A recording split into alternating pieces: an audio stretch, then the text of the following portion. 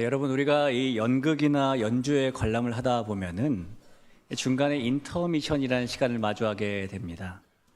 이 인터미션은 이 긴장감이 넘치던 1막의 무대가 끝나고 2막이 시작되기 전에 주어지는 일종의 휴식 시간인데요. 이 관객들에게 이 시간은 참으로 여유가 있게 되죠. 그 시간에 관객들은 잠시 자리에서 일어나서 기지개를 펴기도 하고, 밖으로 나가서 신선한 공기를 마시기도 하고, 아니면 화장실에 다녀오기도 하고, 조금 전에 본 장면들에 대한 감동을 도란도란 나누기도 합니다. 그렇게 관객들에게 인터미션은 잠시 쉬어가는 여유로운 시간이 되는 거예요. 하지만 관객석에서 그런 시간을 가진 동안에 이 무대 뒤편의 상황은 180도 다릅니다. 왜냐하면 1막이 끝나고 인터미션이 시작되는 순간 무대 뒤편이 더 분주해지기 때문인데요. 배우나 연주자들은 관객들의 열광적인 박수를 뒤로한 채 대기실로 뛰어가게 되고, 1막의 의상을 벗고 다시 오를 2막의 무대를 위해 새로운 옷으로 갈아입기도 하죠. 또한 스태프들은 이 무대를 가득 채웠던 익숙한 배경들을 통째로 뜯어내기도 하고, 2막을 위한 새로운 세트를 설치하기도 합니다. 그러니까 성공적인 1막의 모습을 다 뒤로하고 새로운 무대를 준비하는 거예요. 그리고 그 인터미션이 끝나고 다시 막이 오르면 마침내 배우나 연주자들은 새로운 2막의 무대를 향하게 되죠. 여러분, 그런데 그때 2막이 새롭게 시작되었는데도 만약에 배우가 여전히 1막과 동일한 대사를 읊고 동일한 연기를 한다거나, 만약에 연주자가 여전히 1막과 똑같은 곡을 반복해서 연주한다면 그 공연은 어떻게 해야 될까요? 아마도 10중 8구 실패한 공연이 되겠죠. 그런 의미에서 인터미션은 관객들이 느끼는 것처럼 단순한 휴식 시간이라고 볼 수만은 없습니다. 이 시간은 지나간 1막을 뒤로 하고 새로운 2막의 무대에 다시 오를 준비를 하는 시간이에요. 성도 여러분, 가만히 보면은 우리가 걸어가는 믿음의 길에도 이런 연극이나 공연과 비슷하게 보이는 부분들이 있습니다. 우선 우리 모두에게는 각자가 공들여 써내려간 인생 1막이 있죠. 그 1막에서 우리는 나름의 이름표를 달고 나름의 무대 배경 위에서 최선을 다해 삶을 살고 사람들의 인정을 받기도 합니다. 그런데 때때로 우리 인생의 연출자이신 하나님께서는 아직 보여줄 것이 많은 것 같이 느껴지는 우리 무대의 1막을 내리실 때가 있어요. 우리는 아직 더 할 수 있는 대사가 남았다고 생각하고 더 박수받고 싶은 장면이 남았다고 생각하지만, 하나님께서 갑자기 무대의 조명을 끄시고 우리가 인생의 인터미션을 만나게 할 때가 있으신 겁니다. 그리고 그 시간에 하나님께서는 우리 인생의 무대 뒤편에서 위대한 작업을 시작하시죠. 1막의 배경이었던 우리의 야망을 치우고 2막의 배경인 하나님의 사명을 설치하기도 하시고요. 1막에서 우리가 입었던 자기 의라는 옷을 벗기시고 2막에서 입어야 할 겸손과 순종이라는 옷을 준비하기도 하십니다. 그리고 그 인터미션을 통한 우리가 위대한 2막의 무대 위로 오르게 하세요. 오늘 우리가 펼쳐둔 사도행전 13장은 성경이라는 거대한 드라마 속에서 인생의 가장 강렬한 인터미션을 보내고 새로운 2막의 무대를 향하는 한 사람을 소개하고 있는 말씀입니다. 그 사람은 바로 바울이라고 불리는 사울이에요. 오늘 우리는 위대한 연출자 되시는 하나님의 계획 안에서 그 인생의 인터미션을 지나 새로운 2막의 무대에 오른 이 바울이라고 불리는 사울을 만나보게 될 텐데, 이 시간은 우리 역시도 우리 삶에 주어진 그 인터미션을 통해 하나님께서 맡기신 새로운 뜻과 사명을 발견하고 다시 주어진 그 믿음의 무대를 향해 올라갈 수 있는 주님의 아름다운 자녀들이 될 수 있기를 예수님의 이름으로 간절히 축원합니다. 자, 오늘 본문은 그동안 사도행전의 주요 배경이 되었던 예루살렘에서 안디옥으로 시선을 옮겨서 하나님께서 안디옥 교회를 통해 하신 일을 우리에게 주시고 있는 말씀이에요. 우리는 몇 주 전에 이 안디옥 교회 성도들이 세상 사람들과 다르다는 이유 때문에 그리스도인이라고 불리기 시작했다라는 말씀을 나눈 적이 있었는데, 여러분 기억나시죠? 기억난다고 대답해 주셔야 목사가 힘이 좀 나지 않겠습니까? 자, 기억나시죠? 감사합니다. 엎드려서라도 저를 받아야 되는 거 아니겠습니까? 자, 오늘 말씀은 안디옥의 성도들이 그리스도인이라고 불릴 정도로 세상과 달랐던 구체적인 모습 중에 하나를 소개하며 시작돼요. 1절을 한번 볼까요? 안디옥 교회에 선지자들과 교사들이 있으니 곧 바나바와 니게르라는 시므온과 구레네 사람 루기오와 분봉왕 헤롯의 젖동생 마나엔과 및 사울이라. 여기에 보니까 이 안디옥 교회를 아름답게 섬겼던 5명의 리더들의 이름이 나오는데요. 첫 번째로는 바나바가 나오죠. 이 바나바는 이전에도 잠깐 살펴본 바대로 구브로 출신의 유대인이었는데, 근데 인격적으로나 믿음 생활에 있어서나 성도들의 칭찬을 받는 사람이었고요, 성령과 믿음이 충만한 사람이었죠. 그런 바나바에 이어서 두 번째로 나오는 이름은 니게르라는 시므온입니다. 여기서 니게르라는 말은 당시 로마의 모국어였던 라틴어로 검다라는 뜻이에요.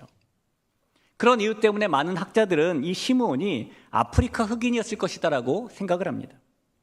그래서 당시 사람들의 기준으로 보면 시므온은 사회적 약자에 위치했던 사람이에요. 세 번째로 소개되는 사람은 구레네 사람 루기오입니다. 이 구레네는 현재 리비아 땅을 말하는데요. 이 루기오 역시 세상적으로는 크게 드러날 것이 없는 평범한 이방인이었어요. 그 다음에 나오는 이름은 분봉왕 헤롯의 젖동생 마나엔이죠. 여기 보면 분봉왕 헤롯이 나오는데, 이 사람은 신약에 나오는 헤롯들 중에서 세례 요한을 죽였던 헤롯 안티파스, 헤롯 안디바를 말합니다. 그 젖동생이라는 말은 한 어머니의 젖을 먹고 자란 형제를 뜻하기도 하고, 동시에 어릴 적부터 단짝인 중마고를 뜻하기도 해요. 그래서 어느 쪽이었든 간에 이 마나엔이라는 사람은 그 당시 유대인들에게 미움을 받던 헤롯 집안 사람이었든, 아니면 적어도 헤롯 집안과 절친한 귀족이었던 그런 이력을 가지고 있는 사람입니다. 그리고 마지막으로 소개된 사람이 사울이죠. 여러분이 안디옥 교회의 리더들로 소개되고 있는 5사람들의 모습을 보면은 이 사람들은 모든 면에서 달라도 너무나 다른 사람들이죠.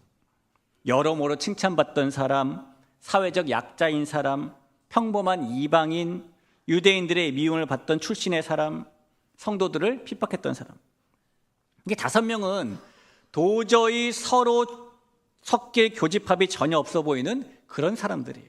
그런데 그런 사람들이 모두 주님 안에서 하나가 되었고, 한 교회의 구성원이 되었고, 그 교회를 이끌어가고 있는 리더들이 된 것이죠.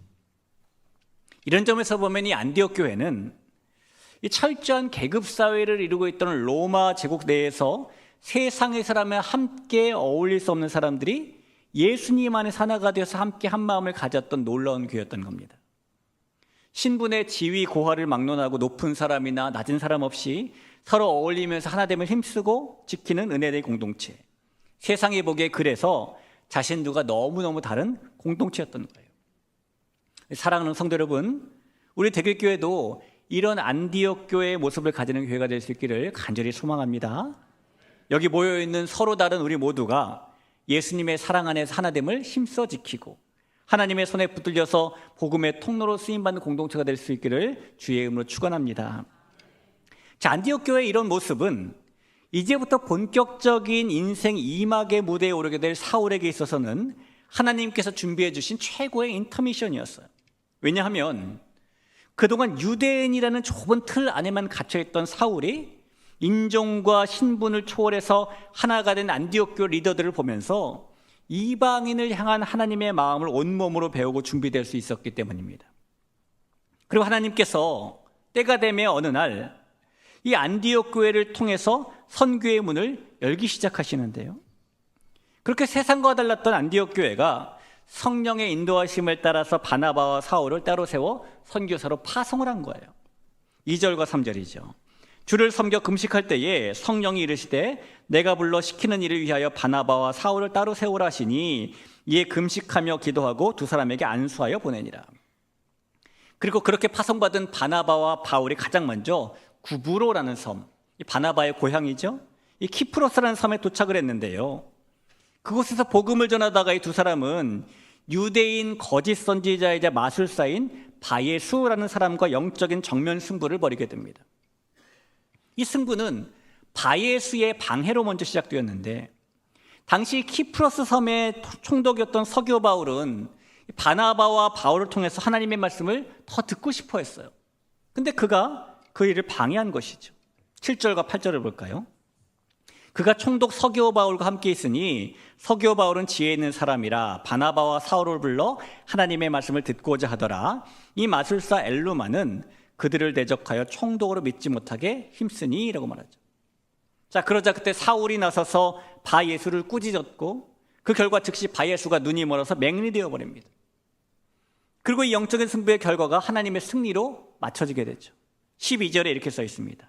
이에 총독이 그렇게 되는 것을 보고 믿으며 주의 가르치심을 놀랍게 여기니라. 그런데 여러분, 이 영적 정면 승부의 긴박한 무대가 시작되는 이 순간에 성경은 매우 특별한 말씀을 우리에게 기록해주고 있습니다. 9절인데요. 한번 볼까요? 바울이라고 하는 사울이 성령에 충만하여 그를 주목하고, 여러분 이 말씀을 한번 곰곰이 보시기 바랍니다. 이전까지 성경은 줄곧 사울을 사울이라는 이름으로 부르고 기록했어요. 그런데 여기서 처음으로 성경은 그를 바울이라는 이름으로 소개하고 있죠. 그리고 이때를 시작으로 앞으로 계속해서 그는 바울로 불리게 됩니다. 성경은 왜 이때부터 그를 사울이 아닌 바울이라고 부르는 것일까요? 이 바울이라고 하는 사울이라는 말씀을 보고 어떤 분들은 이 사람의 이름이 원래 사울이었는데 그가 예수님을 만나고 난 직후에 이름을 바울로 개명한 것이다 라고 말씀하기도 해요. 그러면서 사울과 바울이라는 이름의 뜻을 근거로 설명하기도 하시는데, 여러분도 한 번쯤은 들어보셨을지 모르겠어요. 이런 내용입니다. 사울이라는 이름은 큰 자라는 뜻이고 바울이라는 이름은 작은 자라는 뜻인데, 사울이 예수님 만나기 전에는 큰 자라고 하는 교만한 자의 이름을 가지고 살다가 예수님 만나고 난 이후에는 작은 자라고 하는 겸손한 자의 이름으로 개명한 것이다 라는 설명입니다. 그래서 교만한 사울이 예수님 만나고 겸손한 바울로 바뀐 것처럼 우리도 예수님 만나고 교만한 사람에서 겸손한 사람으로 바뀌어야 된다라고 말씀하시는 분들이 계시는 것이죠. 그러니까 들어보면 참으로 은혜가 되는 것 같은 이야기 같기도 해요.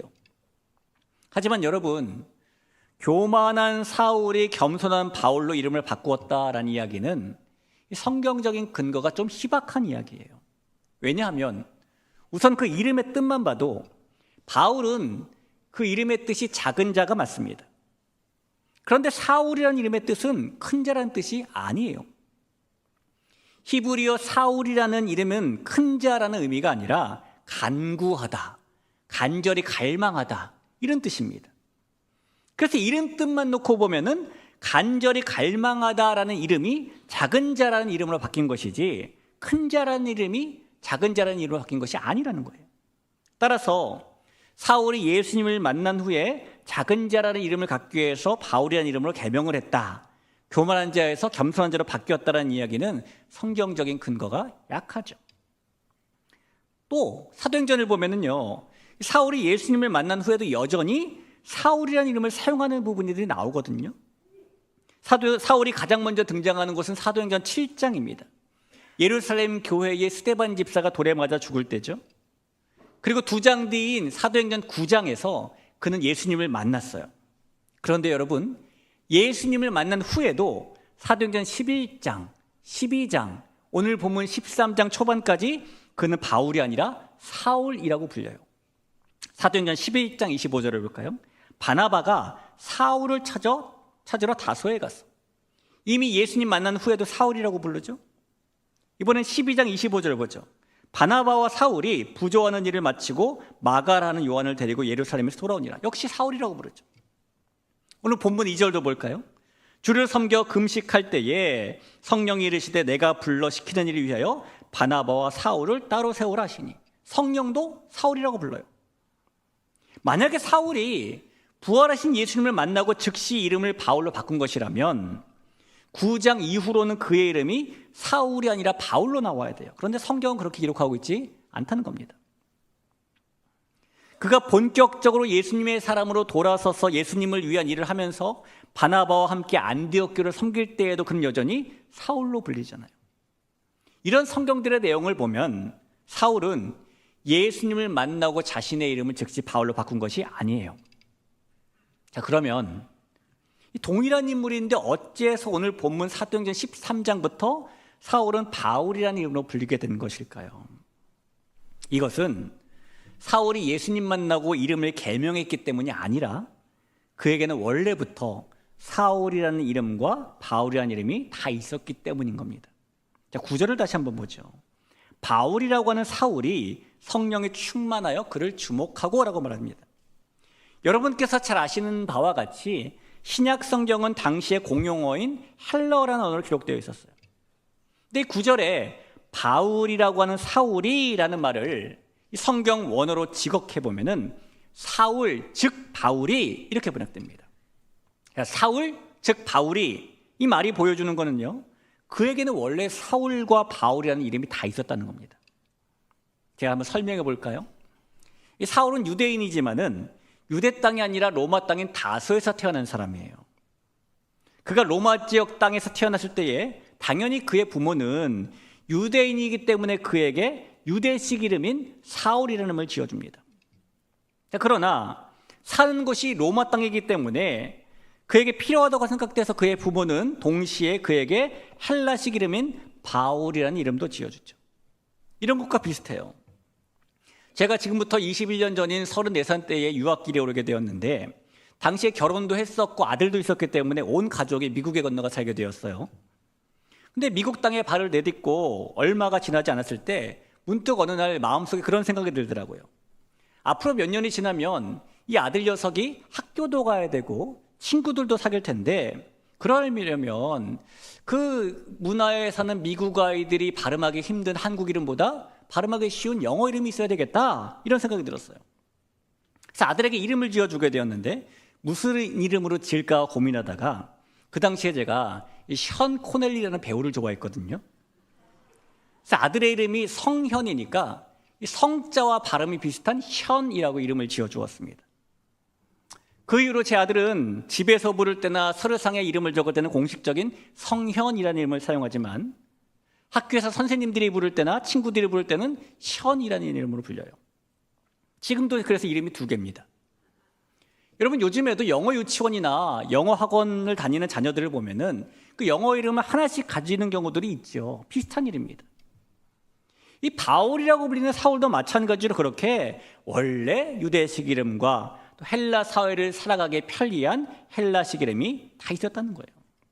자, 그런데 왜 그가 이제까지는 사울이라는 이름을 사용하다가 지금부터는 바울이라는 헬라식 이름을 사용하는 것입니까? 이유가 있을 텐데요. 그 이유는 그가 자신의 인생 인터미션에 만났던 사명 때문이에요. 누가 뭐래도 이 사울의 인터미션은 그가 다메섹으로 향하던 길에 찾아옵니다. 그 시간에 그는 부활하신 예수님을 만나게 되었고 주님께서 자기에게 맡기신 사명을 만나게 되는데, 예수님께서 그때 그에게 이런 말씀을 하십니다. 사도행전 9장 6절이에요. 너는 일어나 시내로 들어가라. 내가 행할 것을 내게 이를 자가 있느니라 하시니. 자, 내가 행할 것이 있다. 그것을 너에게 알려줄 사람이 있을 거야. 다시 말하면 너에게 주어진 사명이 있는데 저 성에 들어가면 누가 알려줄 거야, 이런 말인 거죠. 그리고 그 이후의 말씀을 보면 주님께서는 아나니아라는 제자를 통해서 사울에게 찾아가 이렇게 말하라라고 말씀하십니다. 사도행전 9장 15절이에요. 주께서 이르시되 가라. 이 사람은, 사울을 말하죠, 내 이름을 이방인과 임금들과 이스라엘 자손들에게 전하기 위해 택한 나의 그릇이라.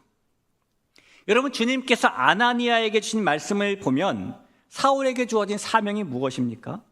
사울이 해야 될 일, 사울의 사명은 바로 유대 땅이 아닌 이방 땅에 복음을 전하는 거예요.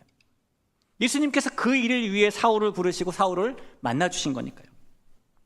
그리고 사울이 이방인들에게 복음을 전하는 그 사명이 오늘 본문에서부터 본격적으로 시작되는 것인데, 그래서 그는 지금부터 이방인들에게 더 편하게 가까이 다가갈 수 있도록 이방인들이 편하게 부르는 이름, 바울이라는 자신의 헬라식 이름을 사용하고 있는 것이죠.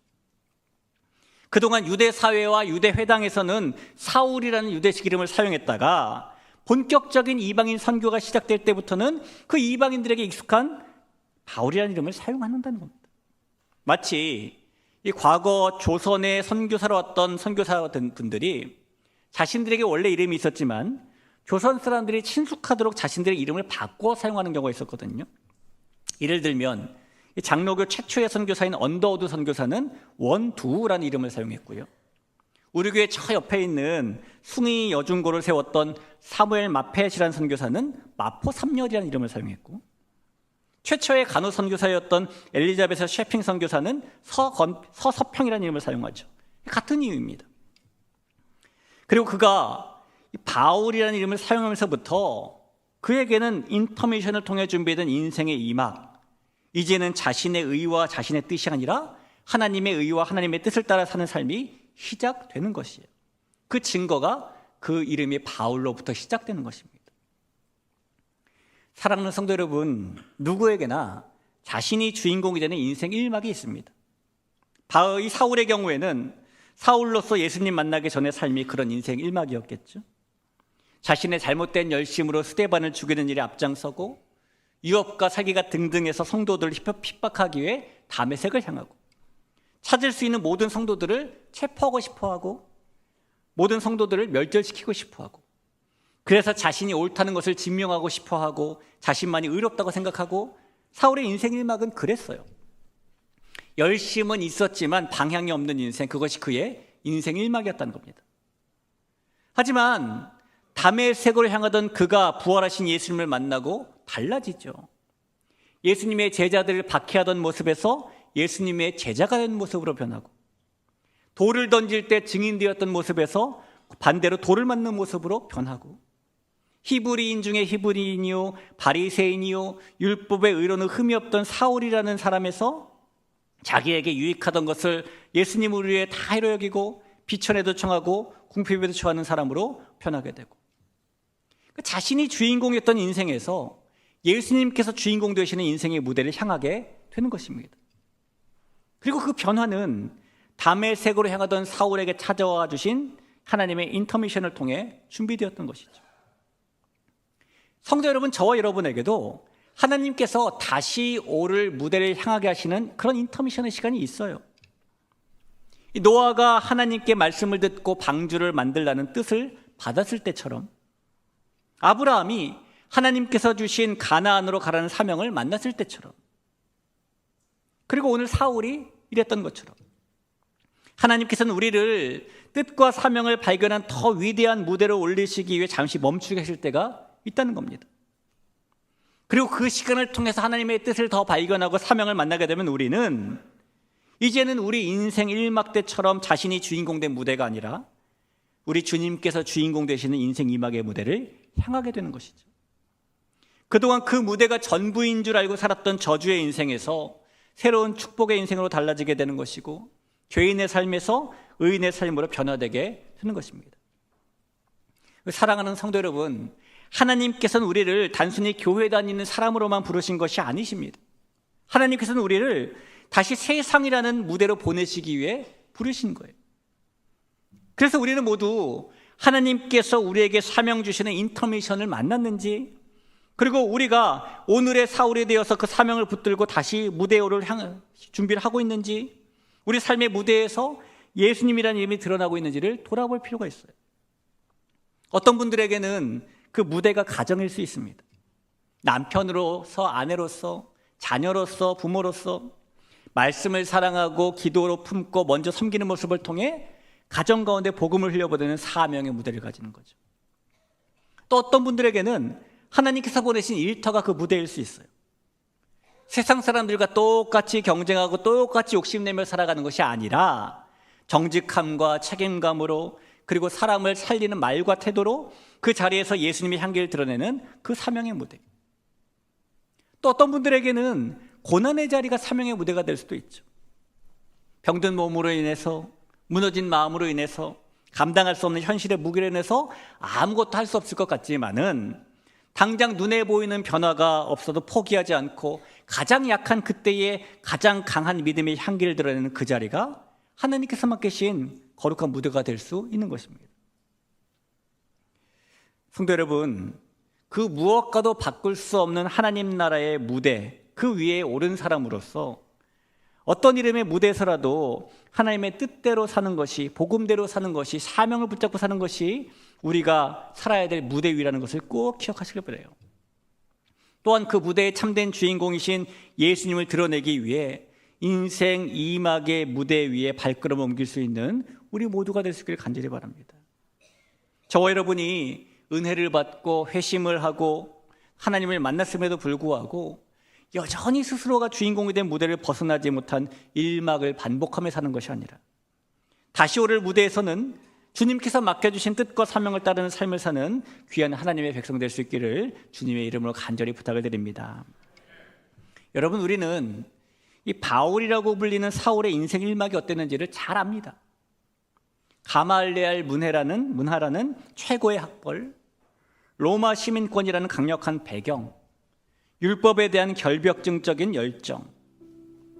그는 누구보다 성공적이고 거침없는 상승곡선을 그리는 일막을 살던 사람이에요. 비록 그 일막의 모습이 잘못된 방향을 향해 갔을지언정 그의 인간적인 역량만큼은 타의 추종을 불허하는 수준이죠. 그래서 아마 사울 자신도 자신의 인생은 이대로 완벽하고 자신이 걸어가는 이 길 끝에는 유대교의 거장이 될 수 있을 것이라는 영광이 있다고 생각했을 겁니다. 하지만 그렇게 자신이 주도하던 삶이었던 그의 인생의 일막은 하나님께서 주관하시는 세워지시는 삶, 보내지시는 삶으로, 이막의 삶으로 전환되죠. 여러분, 어쩌면 저와 여러분 중에는 여전히 사울이라는 이름의 인생 일막을 치열하게 살아가시는 분이 계실 수도 있어요. 자신의 능력만을 키우고 자신의 이름만을 세상에 알리기 위해 살아가는 삶. 그러나 하나님께서는 우리가 그 인생 일막에만 머물기를 바라지 않으십니다. 하나님께서는 우리에게 그 뜻과 사명을 발견할 인터미션을 주시고 그 뜻과 사명을 붙들고 살아가는 인생 이막의 무대에 우리가 다시 오르게 해주시니까요. 그리고 다시 오르게 된 그 무대에서 우리는 바울이라고 불리는 사울이 그랬던 것처럼 우리 이름 대신에 그리스도인이라는, 성도라는, 하나님의 자녀라는, 예수님의 제자라는 그런 이름으로 불리게 되는 것입니다. 그리고 각자의 자리에서 하나님을 위해 살게 되는 것이죠. 여러분, 중요한 것은 이 무대가 얼마나 크냐가 아니라 우리가 지금 하나님께서 다시 오르게 하신 무대 위에 서 있는가라는 거겠죠. 앞서 말씀드린 바대로 2막의 막이 올랐는데도 여전히 1막의 대사를 동일하게 읊는 배우는 없어요. 성도 여러분, 혹시 우리가 예수님을 믿고 인생 2막이 시작되어서 다시 무대에 오르게 되었음에도 여전히 우리의 욕망, 우리의 고집, 우리의 자랑이라는 인생 1막의 대사만 반복하고 있지는 않은지요? 저와 여러분이 여전히 자기의 이름을 드러내는 인생 1막만 반복하며 살아가는 사람들이 아니라 하나님께서 맡기신 뜻과 사명을 붙들고 주님께서 다시 올려보내시는 인생 2막의 무대를 살아가는 주의 백성 될 수 있기를 간절히 소원합니다.